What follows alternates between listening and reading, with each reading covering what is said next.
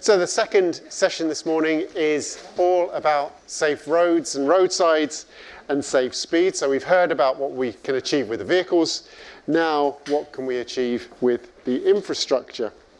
And of course, these come with their own particular challenges around cost, productivity, public acceptance, and those things may be influencing the right things to do for road safety. However, help is at hand in the shape of our three speakers this morning, and they will be giving three different angles on how we can develop road infrastructure and speed policies aligned to the safe system. Now, in a slight change to the agenda, we have Margaret Winchcomb from PACTS first up.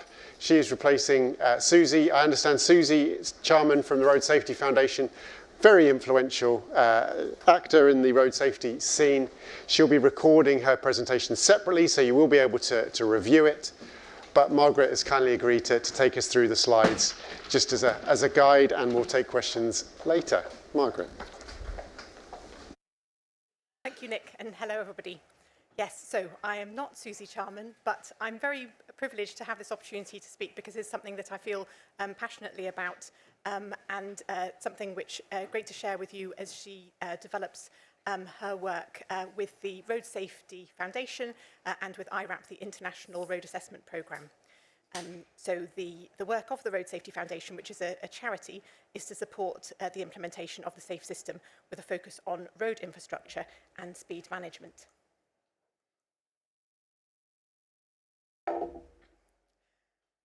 We've heard already there is an awful lot of technology that is available, and we can be flooded with data insights.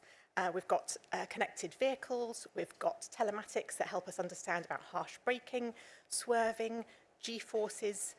We've got information about when interventions have been used, for example, emergency systems like AEB, and we've got detection systems on our roads through artificial intelligence and cameras that help us understand when there have been near misses, as well as details about collisions. Sometimes it can feel as though that technology is providing a solution, but we're not entirely sure what the problem actually is. What's most beneficial, of course, though, is to have a solution brought to a problem that we really have and a problem that we really need to have sorted, and that technology is that missing link that finishes off the jigsaw puzzle for us and helps us sort out the problem. It's really important to discern the difference between those two, and please don't feel that I'm coming across as a skeptical, and I don't think I would want to be promoting Suzy as a skeptic either, but it is important that we make sure we're not seduced by technology just because it thinks it provides the answers instead of actually providing the real answers. We need to focus on what really matters most, and that's tackling the causes rather than just the symptoms of the road safety problems. So let's have a think about what those problems are. Well, people say that money makes the world go round, and indeed funding is a crucial issue. So if we are going to get hold of that hard to get by cash, then we need to have a compelling case for our road safety intervention. Prioritising that based on evidence, especially when collisions are sparsely distributed, is most important. We can't any longer look simply at historical collision data. We heard earlier from Richard Weedon how the impact of collisions differs now from what it did 20 years ago. There may still be collisions, but they may not necessarily be picked up. We need to be looking at where the collisions might happen. That's all about the safe system. The safe system recognising that there will be mistakes that people make. We all have a responsibility, and what we're trying to do is to stop any collisions which do happen from being ones where people are killed or seriously injured. So, how are we going to deal with this? Well, maybe it's a good idea for us to start off by thinking where technology isn't needed to sort out a problem, because we already do have a good understanding of road safety engineering treatments. We know what works. And we also know we have the big problem that we do have road safety issues. We've got countless issues on our networks. It's no good having technology which just tells us that we have a problem. We need to have ones which bring us solutions, pieces that also provide us with understanding of what the business case is for getting hold of the the cash that is in short supply.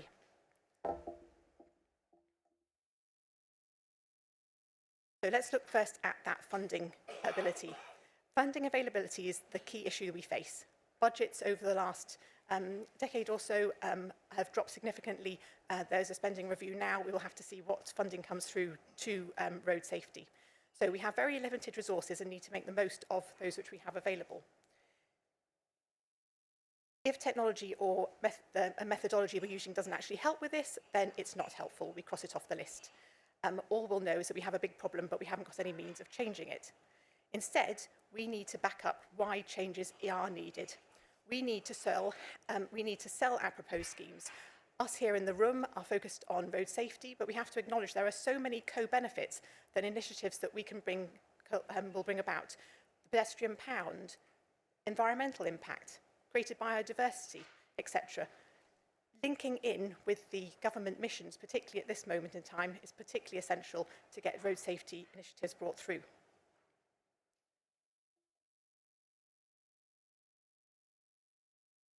This is a heavy data slide and really doesn't do justice to the Road Safety Trust, to the Road Safety Foundation. I really hope that when Suzy does her recording, she tells you more. This is a slide telling us two stories. If we start in the bottom graph, which hopefully you can see above the seats, this is an output from the annual crash mapping data which they do. So I guess if we're going to be thinking about technology in this slide, it's thinking about the crunching of numbers rather than necessarily the snazzy ways in which it can be collected. So apologies now, I will just read verbatim from the list because from the notes here. So the Road Safety Foundation, they carry out annual crash risk mapping. In their view, it started out relatively low tech, although they are now using interactive mapping bases, and it provides us with the means to make a compelling case for road safety investment. For every single A road and motorway in Great Britain, they have established a benefit-cost ratio for treating that road. They do it by taking the average benefits they can achieve on a particular type of road and applying that reduction to the current situation on the road, giving them an average cost per kilometre for treatment needed to achieve those savings. So they're producing a cost ratio benefit. And the basis for this business case is then used for the Safer Roads Fund initiative, which the DFT fund.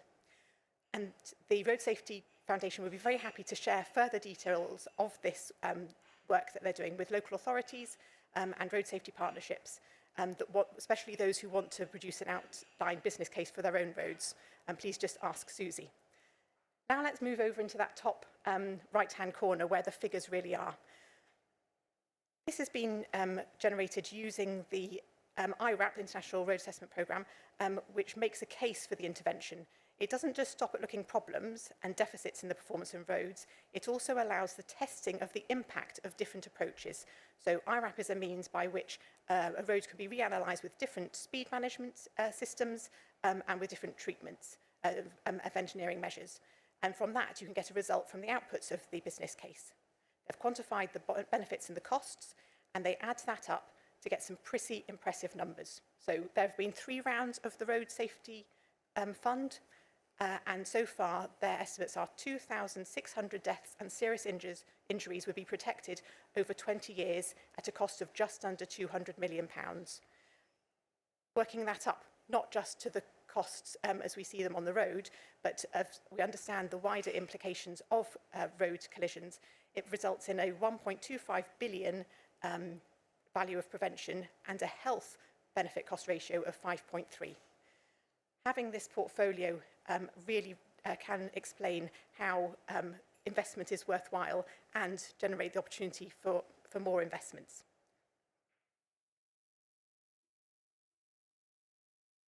So let's have a think about the fact that road collisions are dropping. Over the last 30, 40 years, instead of dealing with treating locations where there have been concentrated killed and serious injury collisions, they're now increasingly hard to find. So in fact, if you were to find one, it could be a statistical blip. There will be increasing amounts of regression to the mean. That means that you could be selecting places which are an anomaly and don't actually reflect real issues. It could mean, for example, if there was a place where there had been collisions and you treated that, you might pat yourself on the back a few years down the line because numbers had dropped, but in actual fact, what you were treating wasn't actually reflective of the real problem instead. So, what is the solution? Well, this is where tech can come in. Tech from vehicles, as we've heard about earlier, gives us the information about harsh braking, swerving, intervention data. Cameras can tell us about near misses. Or near hits, if you would like to call it. But we have to be careful about how we're using that and contextualise it. For example, of course, at roundabouts there could be lower speeds that don't necessarily reflect the overall speed of that road. And looking at AI, as I said, it provides near miss and slight collisions, which provide useful information. We do have to be careful about how that might reflect serious or fatal injuries, which of course is what we're focusing on in Safe System.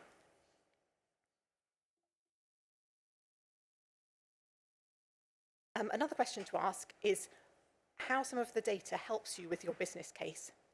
At IRAP, they absorb the information that I've just spoken about on the previous page, the information from the vehicles, to make it into a broader contextualised model which takes into account the road layouts and characteristics and operating speeds. You've got a mixture of what you can find out from the vehicle, applied to what's on the infrastructure, to give enhanced decision making to help with the business tech case. So the tech is in this case, is the business, is desk-based processing data from the road collection. Let's look at this in the Safe System scenario. So through Safe System, we are looking to eliminate the possibility of a collision occurring where someone is killed or seriously injured. KSIs are unacceptable. We heard from the Minister at the beginning of this conference. She talked about how it is unacceptable for us to have people who are killed and seriously injured. Instead, we need to have roads where there is survivability. The human being is fallible. We are subject to being injured when the conditions are too serious, so we need to survive. The work of the Road Safety Foundation focuses on speed. So let's have a think about speeds. Survivability measures where there's a 10% risk of serious injury applies with these speeds. So where there are people who are walking or cycling, the speed for vehicles, cars described in this example, would be 20 miles an hour. 10 miles an hour where people are more vulnerable. Progressing slowly upwards to where we have areas of roads without people outside of vehicles with a 30 mile an hour limit for survivability on head-on collisions or side impacts. Moving that into a way to actually assess roads, the Road Safety Foundation have recently produced their route review tool. The slide here is one which is busy, and I would wait for Suzy to break down in more detail. So I'd like to move on to the next one, which maybe is more understandable and visible for people who are here. So there's a graph which shows along the bottom axis a distance along a road and up the side axis the speeds. Let's start off by looking at the top. So the top turquoise coloured line is the 85th percentile operating speed. So we have to remember that's 85%, there's still going to be vehicles that are travelling higher than that. If we were to be setting the speed for roads set to that, then we would be using the assumption that drivers' perception of safety is a reliable indicator of safety. If we drop down the lines and look at sort of the overlay of the orange and bright pink line, just below the turquoise line, that's almost overlaying each other, the operating speed and the speed limit. If we were to consider in the safe system analogy, thinking of the slide before, considering what is the function of the road, who are the people who are using this, and how are we going to be meeting their needs, it drops down to the purple line. You can see a difference. The purple line is the functional speed, the speed where there's greatest survivability for the people who are using the road. The pink stroke orange is the average speed. There is a difference. So what do we do about that? Well, if we were to look to an example in Jersey, they have created a casualty and collision reduction plan, which measures the gap between those driven speeds and the safe speeds. They have defined the functional speed for their roads and set the speed limit to that. Now, how many people in the room are wondering, well, is that new speed going to be credible or not? There may be issues with that, and so the solutions are introducing new engineering measures which make the roads translatable for the speed that is around. And coming back to the issue of tech, it provides us with the opportunity to record what the actual speeds are and who is using the roads, and by that I mean how people are travelling in different ways, and it results in an iterative process. So just summing up, bringing this back to vehicle technologies, we've heard a lot about this already. There's no doubt that in order to inform the design of infrastructure, we need to use information from vehicle technologies. That linking together that shared responsibility from all different elements is essential for progressing the safe system. It's not going to be, though, the only answer. There's going to be step changes as we move our way along. Autonomous vehicles might be our sort of long set aim, but there's going to take an awfully long time before they're actually available for use on our high risk roads and those where there are people who are outside of vehicles. An awful lot has happened already, which we should be encouraged by, but still more needs to be done. So just as a concluding slide, technology is going to be the answer to some of our problems. We must make sure that we look out for the ones which are going to be most impactful to address the sources of the problems that we have.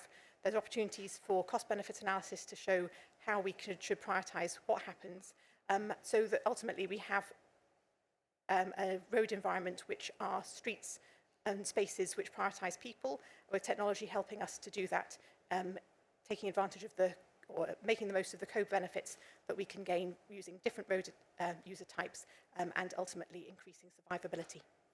Thank you very much.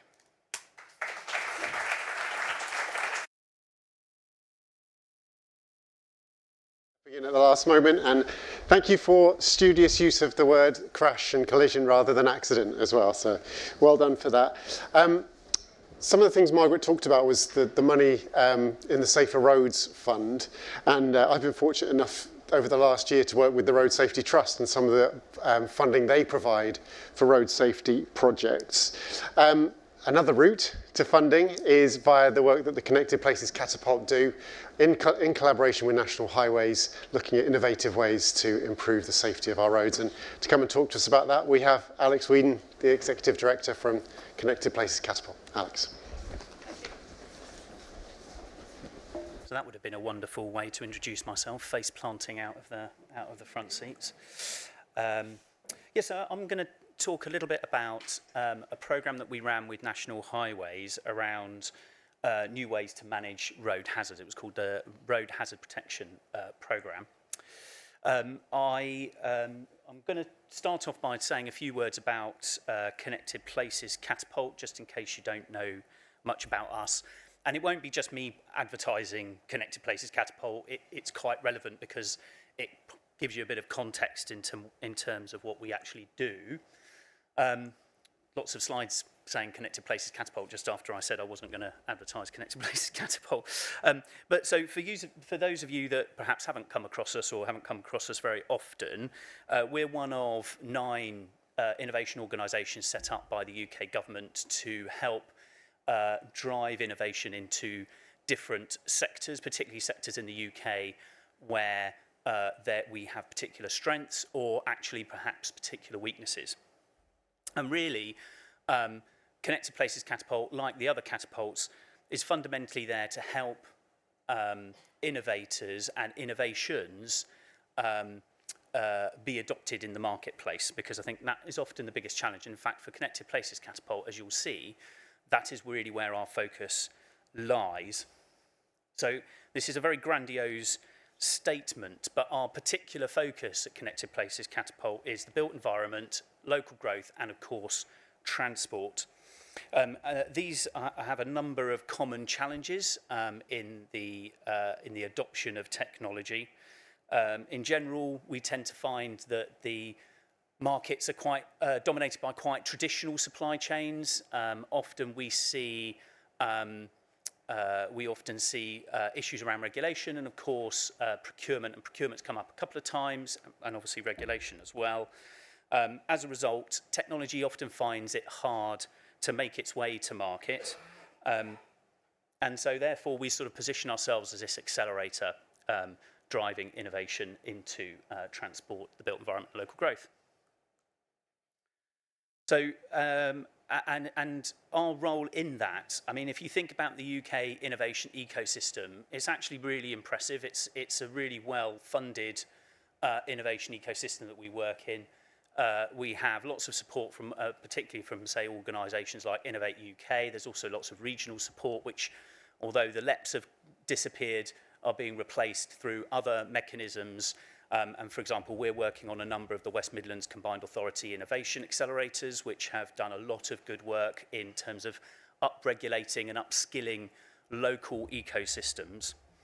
And effectively, what we're looking at doing is trying to help with that transport challenge, is actually the identification of solutions, but not just thinking about it as a technology side problem. It's not about the technology. There's lots of fantastic technology out there.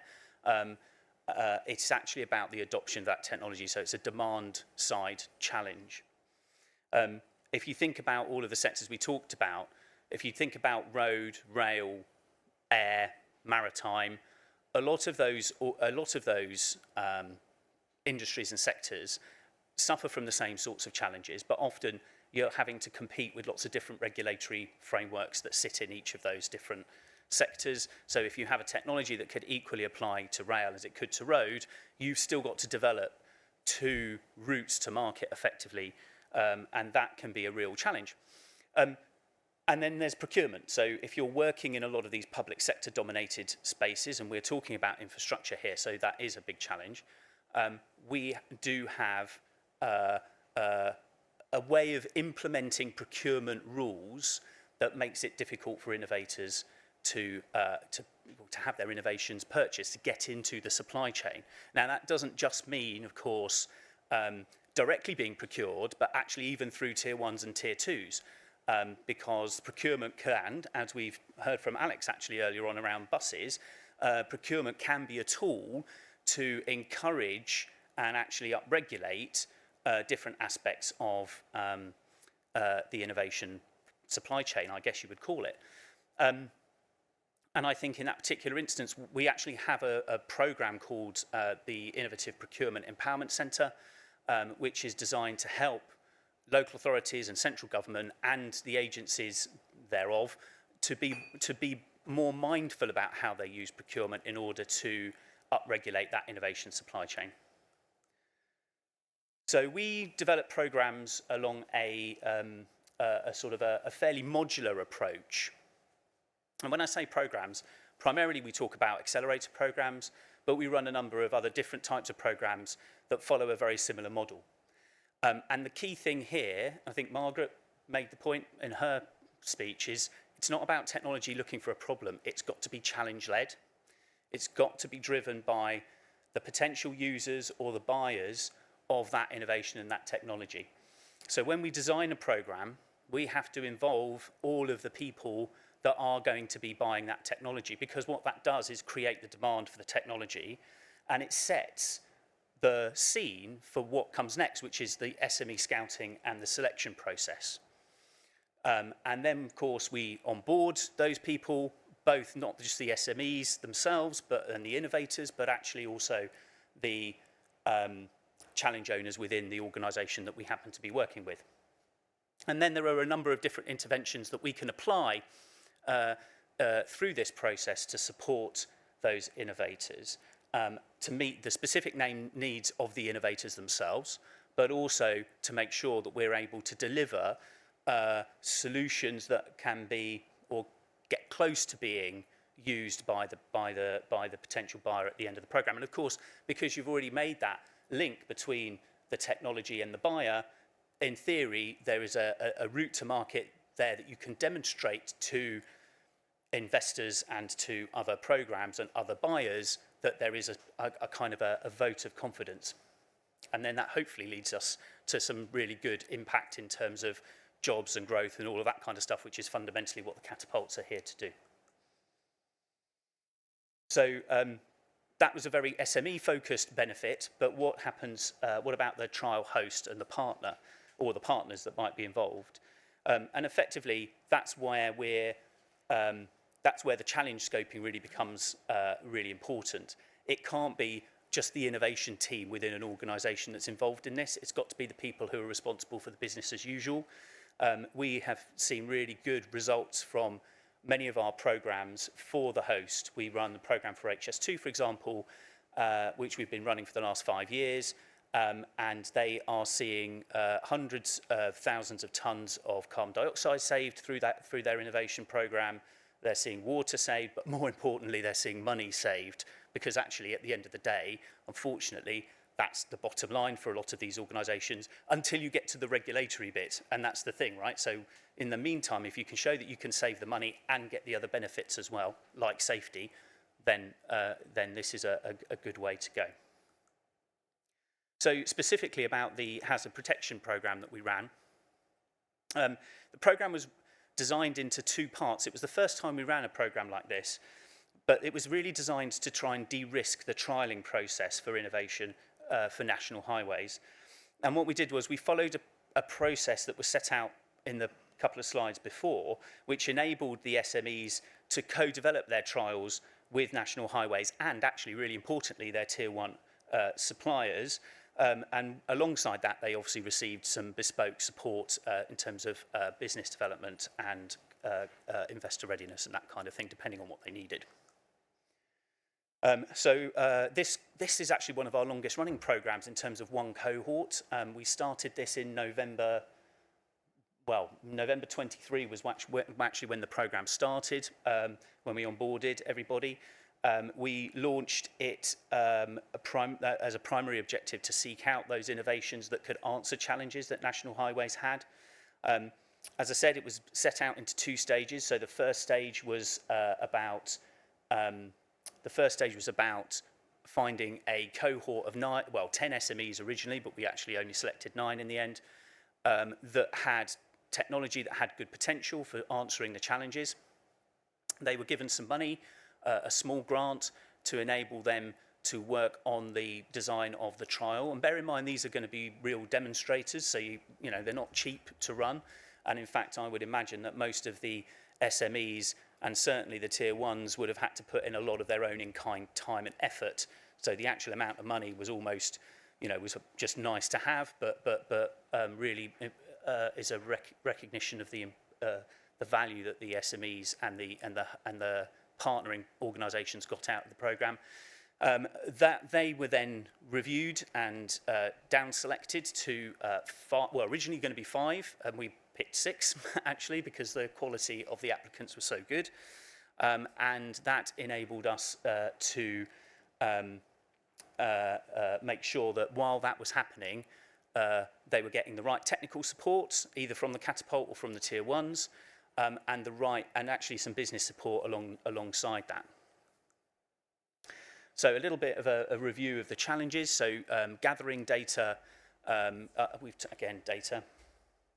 Gathering data. Data's useless without knowing what you do with it, but obviously understanding the problem, going back to Margaret's point, is really important. So how do we gather and identify the right types of data that enables us to identify potential solutions, where those solutions might come from. There's a myriad different sources of data coming from various sensors, CCTV, and lots of other sources. So how do we maximise that?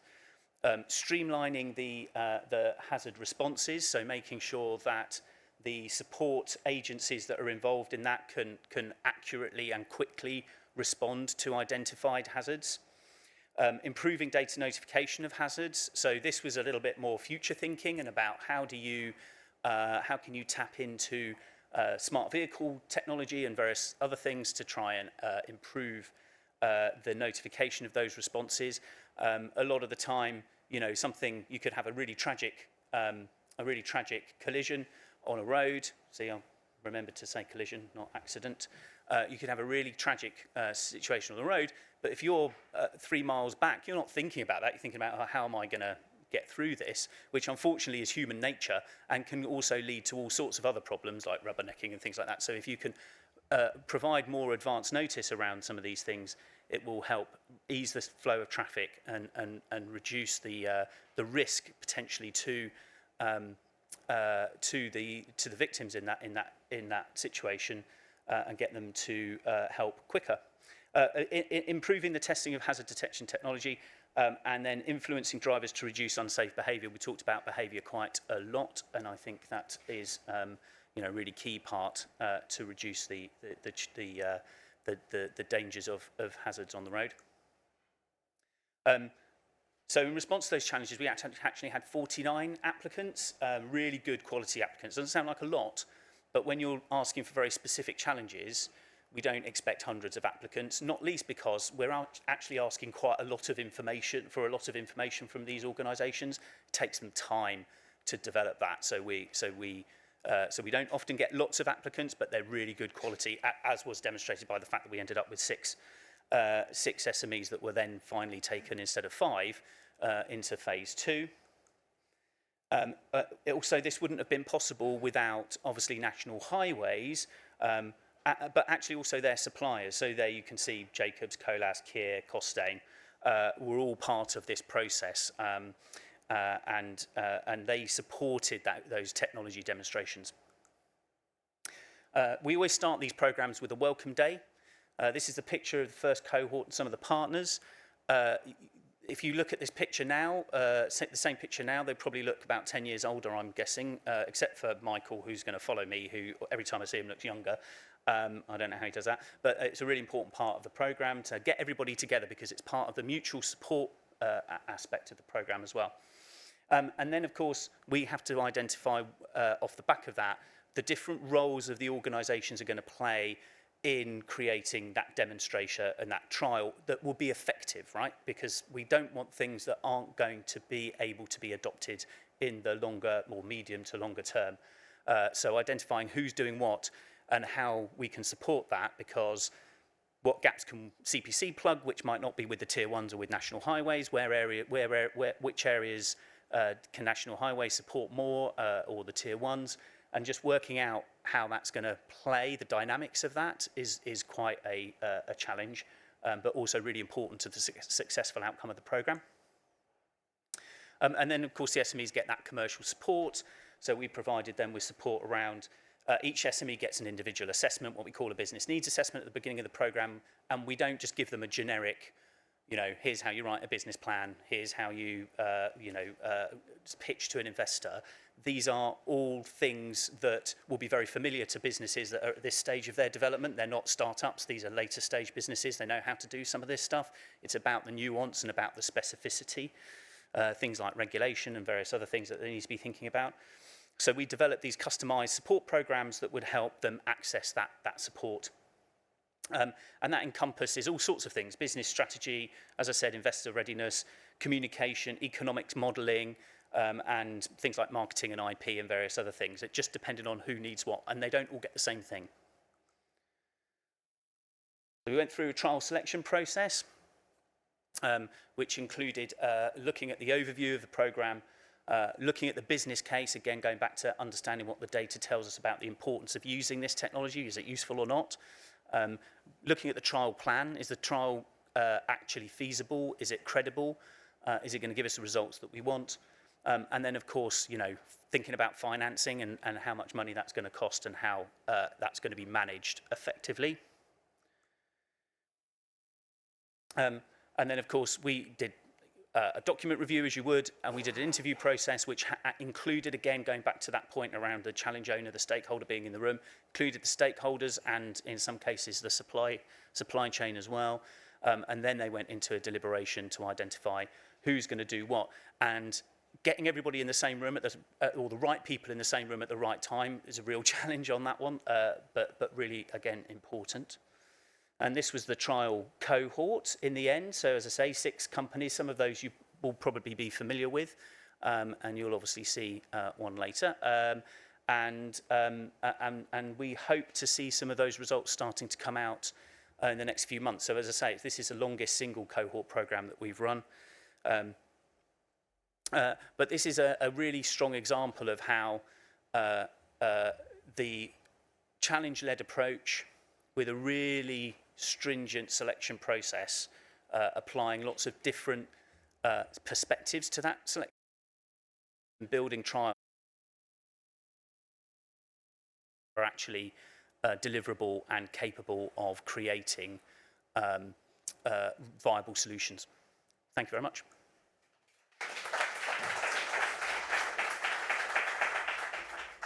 Great, Alex, thank you.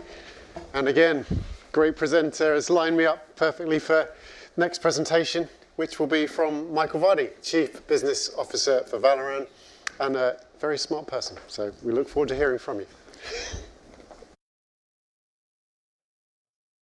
Hello, everyone.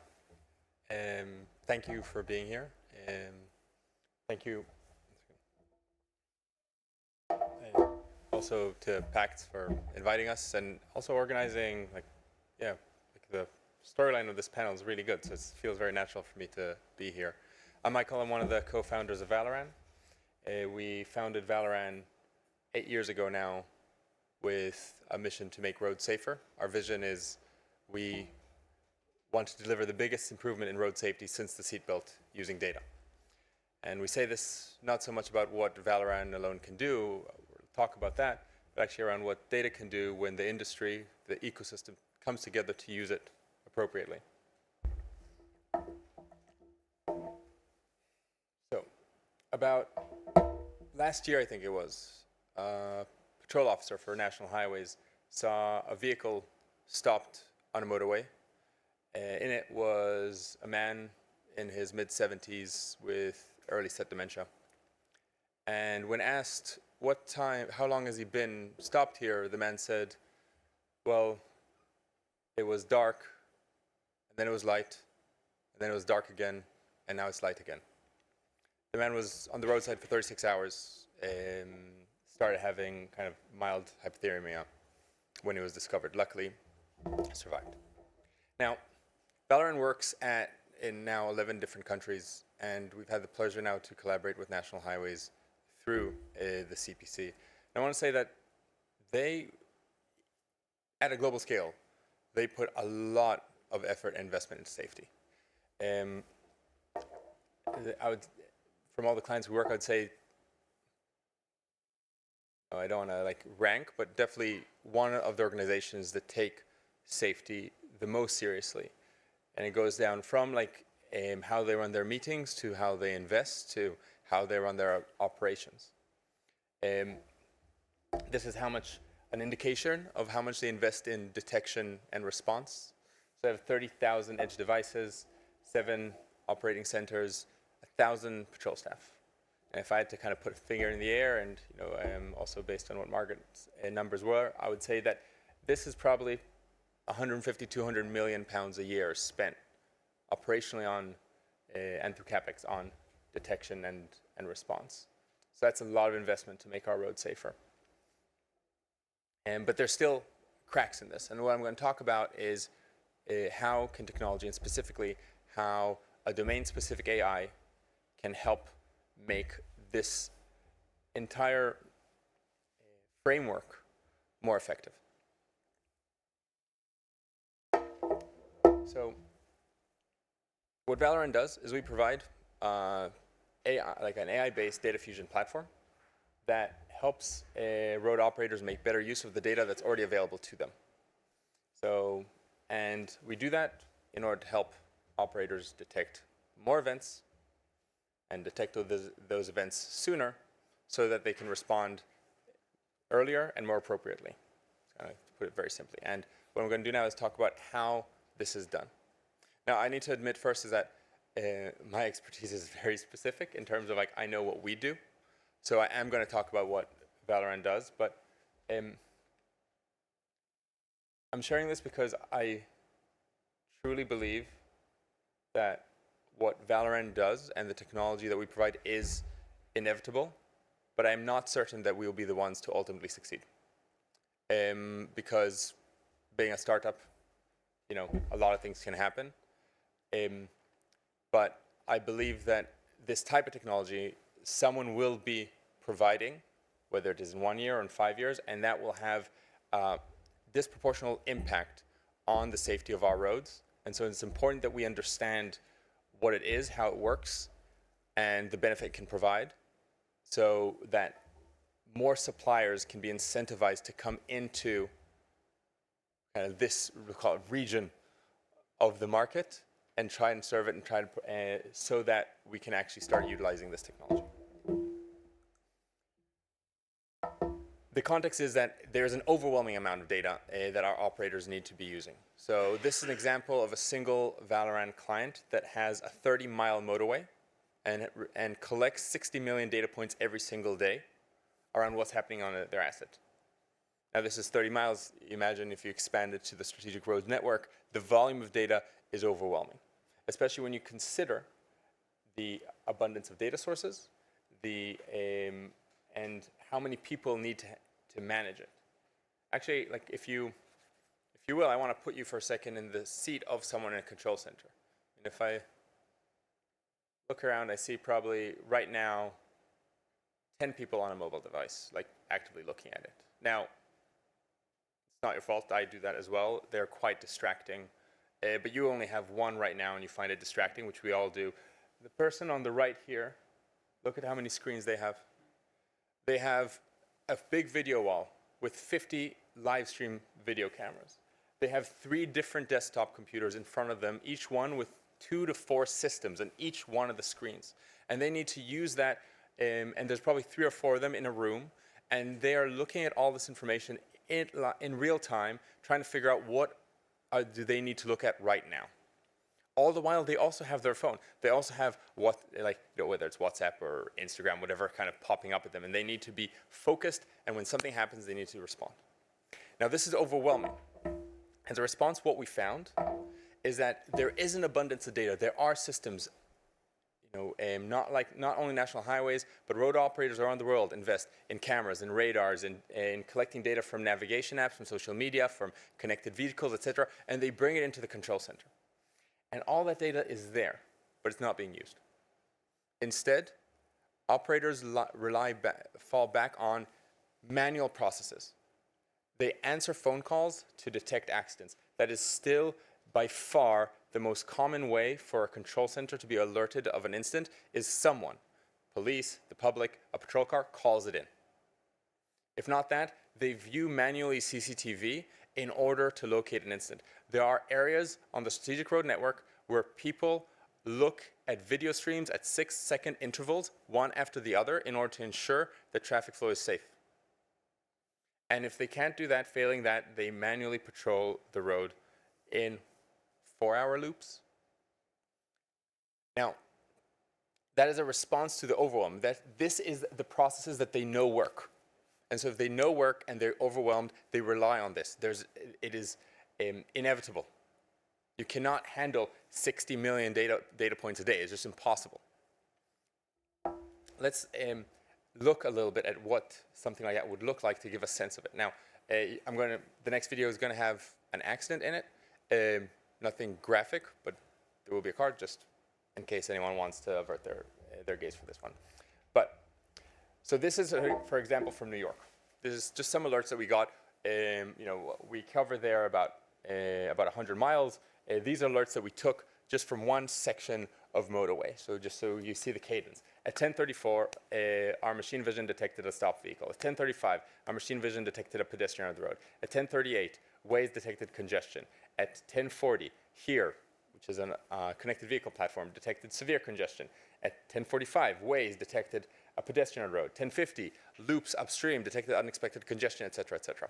Now, each one of these, theoretically speaking, would require the operator to look at its individual data stream, individual system, look at it, locate it, decide whether it's important enough to investigate, look for the nearest camera, turn the camera that way. If the camera could not see it, talk to a patrol, find the nearest patrol, send them over. That would be the process. Now, that process will take a few minutes. By that time, more and more and more alerts come in. So none of these individually would actually require or be important enough to have a response. So, but what actually happened is that all of these are actually a single event. And we're going to look at the event and then talk about what we can learn from it. So at 10:34, a truck hit a vehicle and spun off the road. Now, if you're not looking at that particular screen out of the 50 that are on your wall, in that moment, you would never have seen it. But what we see are digital footprints of that event. See, at 10:34, a vehicle stops in the live lane. As it stops, traffic starts to slow down. Now, at 10:35, the passenger opens the door and steps onto the live road.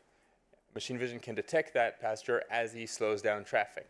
Traffic slows down even further, so at 10:38, Waze alerts it, et cetera, et cetera. Now, these are all digital footprints of the same event. What we can learn from this is that if we can combine all of these alerts from all these different systems into a single alert with a lot of proof points, there are a few big advantages that we get out of it. The first is early detection. You saw, an incident happened, immediately a digital footprint is surfaced somewhere. In this case, machine vision was detected immediately. If not that, 4 minutes later, we started getting unexpected congestion. Okay. So that's one. The second is redundancy. No single source of information here is critical. You take out machine vision, you still have pedestrian under the roads, unexpected congestion. You take out Waze, you still have pedestrian and stop vehicle and congestion. You take out loops, you take out this, you don't have a single point of failure. And the third, obviously, is that you have a lot of alerts here that make it operationally unfeasible to be used.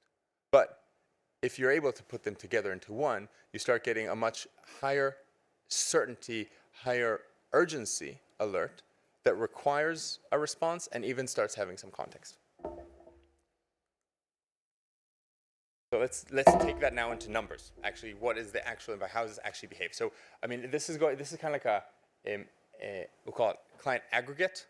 We've run, as Alex said, like this system with National Highways in the West Midlands, and the results you're going to see here reflect the results we had with National Highways. They reflect the results we have with Transport Infrastructure Ireland. They reflect the results we have with New York State DOT, and they reflect the results that we have with operators in Portugal, in Latin America, in Florida, et cetera, et cetera. So, over a 3-month trial, we were receiving roughly 11,500 alerts per day. Now, this is different from data point. A data point is a vehicle passed here. An alert is a stopped vehicle, a wrong way driver, a crash, or an object on the road, something that actually requires a response. 11,500 alerts per day. Of these, 0.3 were true and unique. So you had to go through 300 alerts to find one that you might want to respond to.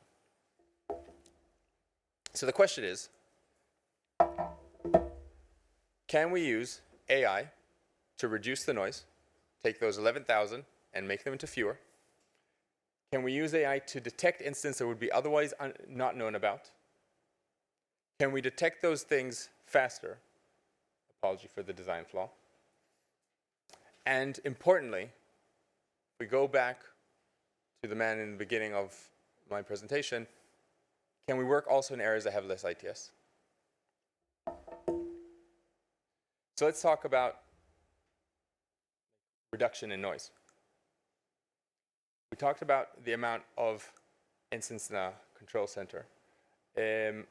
What you're going to see, again, this is, if you imagine that you are now looking at looking at these 50 different cameras, your phone suddenly goes, on the right someone calls you, and boom, a crash happens. Now, you may not have seen this, but this incident, this happened in Costa Rica, generated 127 different alerts. Now, it means you would have detected it, but if you were not looking at everything together, you would have been overwhelmed and thus not used it at all.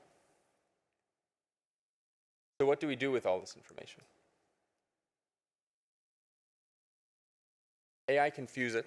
AI can take, so for those of you who've probably tried to use ChatGPT, ChatGPT looks at the entire internet and tells you a story based on some prompts. This is kind of similar. You look at all the different data sources, all the different alerts, and you tie them in together according to certain principles that tell a story. And the phases are, first is simple deduplication. If A radar tells you twice that a stopped vehicle is in one location at the same time, it's the same stopped vehicle. The second is, if a radar tells you the stopped vehicle here and Waze tells you there's a stopped vehicle here, it's the same stopped vehicle. The third is a bit more complex.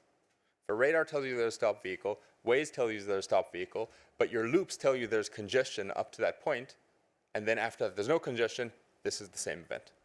And then the fourth is the most interesting, is if in the past you have seen these type of alerts and you've responded to them, that means you find them interesting.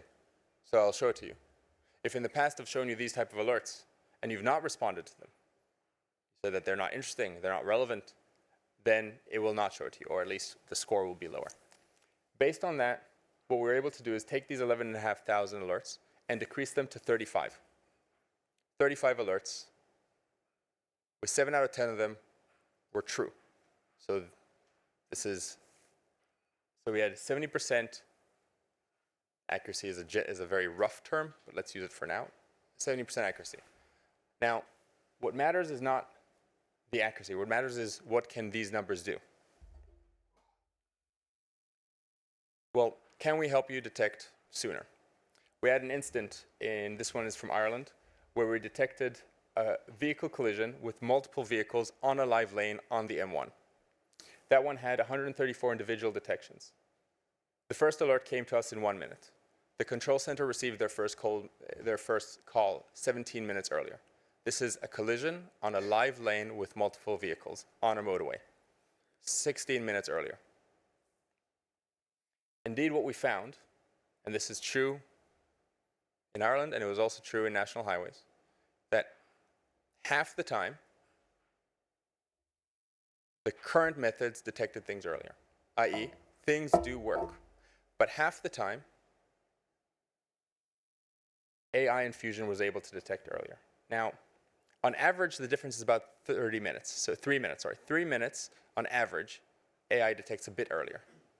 But that's not what matters, because we're not saying that AI should replace everything. That is not the point. The question is, how do you enhance your current operations?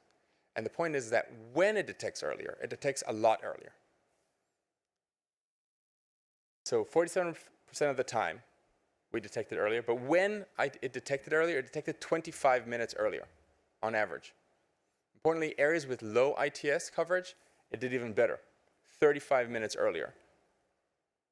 So that means if you have a stopped vehicle, if you have a box on a live lane, if you have a crash, if you're able to look at the first digital footprint and start from there, you will get indications half an hour earlier for major safety events.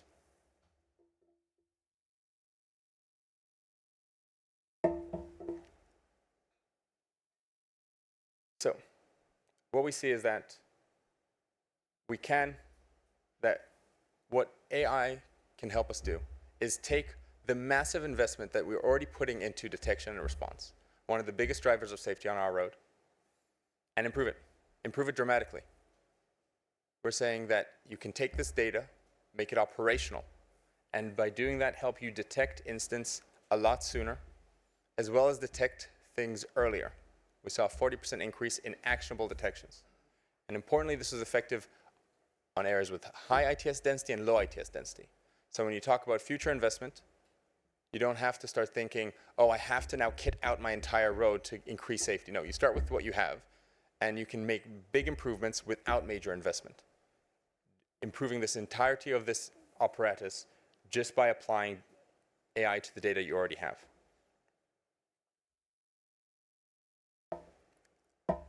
And this matters because it helps us focus our attention on matters. It helps us detect things earlier so we can respond more effectively. And also reduce our reliance on any one point of failure. So that if something doesn't work, we can still gather information, we can still respond effectively. The impact, and this is my last slide, on roads that have been using us now for over a year is 10 to 15% reduction of accidents with injuries and fatalities. That is just by using the data we already have.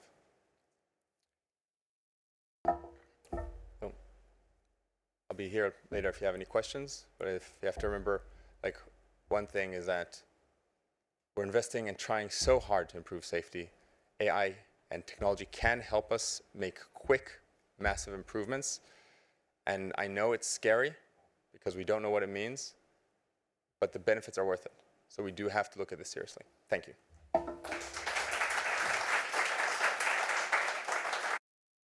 Yeah, could I be joined on the stage? Margaret, Alex, Michael. We have 5 minutes for Q&A. And those were 3 great presentations. Can I invite a question? Yes, please. Wait for the microphone. Jamie, the gentleman in the centre there.